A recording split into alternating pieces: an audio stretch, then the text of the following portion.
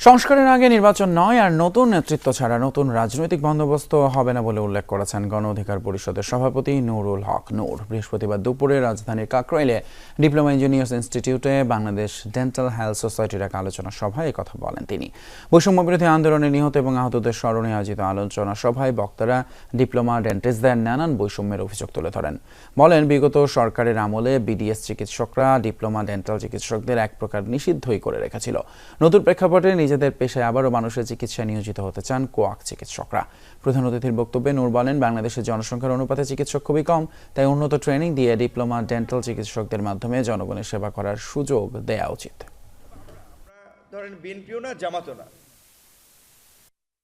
জাতীয় নির্বাচন আগে স্থানীয় নির্বাচন দেখ, তাদের নিরপেক্ষতা কর্মদক্ষতা প্রকাশ পাবে, পরিবেশটাও বোঝা যাবে, প্লাস নতুন নেতৃত্ব সৃষ্টি হবে। আমরা যেটা বলছি যে নেতৃত্ব প্রয়োজন, নতুন নেতৃত্ব আসা দরকার।